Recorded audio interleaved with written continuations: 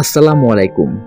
স্বামী কি স্ত্রীর যৌনাঙ্গে মুখ লাগাতে পারবে, বা স্ত্রী কি স্বামীর পুরুষাঙ্গে মুখ লাগাতে পারবে? উত্তেজনাবশত লাগালে কি হবে? স্বামী এবং স্ত্রী যদি নিজেদের উত্তেজনা ওঠানোর জন্য মুখ লাগাতে চায়, তাহলে বৈধ হবে কি?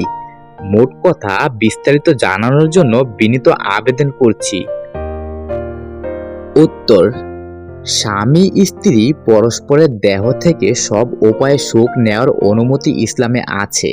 কেননা আল্লাহ তাআলা বলেন, তোমাদের স্ত্রীগণ তোমাদের জন্য খ্যাতস্বরূপ, অতএব তোমরা যেভাবে ইচ্ছা তোমাদের খেতে গমন করো। সূরা বাকারা 223। অন্যত্র তিনি বলেন, তারা তোমাদের পরিচ্ছদ এবং তোমরা তাদের পরিচ্ছদ। সূরা বাকারা 187।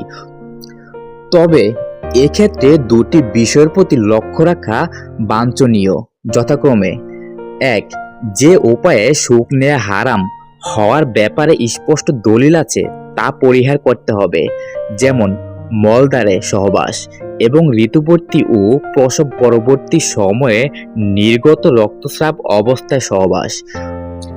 দুই, স্বামী স্ত্রী পরস্পর থেকে সুখ ভোগ করার সময় ইসলামী শিষ্টাচার ও নীতি নৈতিকতার প্রতি লক্ষ্য রাখতে হবে। এবার আসা যাক স্বামী স্ত্রী পরস্পরের লজ্জাস্থান মুখে দেওয়া প্রসঙ্গে। এক্ষেত্রে নিষিদ্ধতার ব্যাপারে কোরআন হাদিসে স্পষ্ট কোনো বক্তব্য পাওয়া যায়নি, বিধায় বিষয়টিকে অকাট্য হারাম বলার সুযোগ নেই। তবে এর মাঝে ইসলামী শিষ্টাচার বহির্ভূত কিছু দিক রয়েছে, যেমন: এক, লজ্জাস্থান থেকে নির্গত নাপাক বীর্য, মর্জি ইত্যাদি জিহ্বা, মুখ ইত্যাদিতে লাগবে। আর প্রয়োজন ছাড়া নাপাক স্পর্শ করাকে ফকিহগণ বৈধ মনে করেন না। দুই, মানুষের শরীরের সবচেয়ে সম্মানিত অঙ্গ হলো চেহারা, আর লজ্জাস্থান হলো নাপাকির জায়গা। সুতরাং সম্মানিত জায়গাকে নাপাকির জায়গায় স্পর্শ করানো অবশ্যই নিন্দনীয়। তিন, মুখ দ্বারা আল্লাহর কালাম তিলাওয়াত করা হয়, জিকির করা হয়। এই মুখে নাপাক লাগানো এবং নাপাকির স্থান চুমু দেওয়া বা শোক করা বড় গর্হিত কাজ।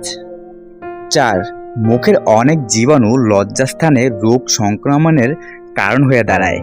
তাছাড়া লজ্জাস্থানের জীবাণু মুখে এবং মুখের ভায়া হয়ে ভেতর রোগ সংক্রমণ করার আশঙ্কা থাকে। দুর্ঘটনাবশত ধারালো দাঁতও বিপদের কারণ হয়ে দাঁড়াতে পারে।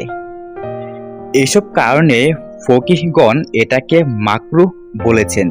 তবে সহবাসের পূর্বে নাপাক না লাগার শর্তে কিছু ফকিহ লজ্জাস্থানে চুমু দেওয়ার লেহন নয়, অবকাশ দিলেও এটাকে পরিহার করাকে উত্তম বলেছেন।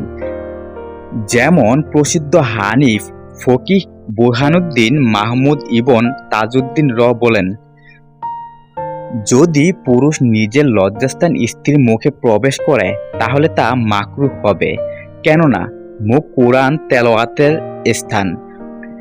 সুতরাং এখানে লজ্জাস্থান প্রবেশ করানো অনুচিত। হাম্বলী ফকিহগণ স্পষ্টভাবে বলেছেন, সহবাসের পূর্বে হলে স্ত্রীর লজ্জাস্থান চুমু দেওয়া জায়েজ এবং পরে মাকরুহ। দারুল উলুম দেওবন্দের ওয়েবসাইটে এ বিষয়ে জিজ্ঞেস করা হলে তারা উত্তরে লিখেছেন, স্বামী ও স্ত্রী পরস্পরের লজ্জাস্থানে চুমু দেওয়ার মাঝে এসব ইসলামী শিষ্টাচারের প্রতি লক্ষ্য রাখা অসম্ভব। তাছাড়া জবান যা দ্বারা আল্লাহর জিকির করা হয় তা দ্বারা লজ্জাস্থানে চুমু ইত্যাদি দেওয়া কোনোভাবেই সঙ্গত মনে হয় না। এটা পশুদের স্বভাবও বটে। তাই একজন মুসলমানের উচিত সর্বাবস্থায় এ থেকে বিরত থাকা। তবে কেউ যদি অত্যাধিক উত্তেজনার কারণে এই কাজ করে ফেলে এবং লজ্জাস্থানে নাপাকি না থাকে, তাহলে নাজায়েজ কিংবা হারাম বলা যাবে না।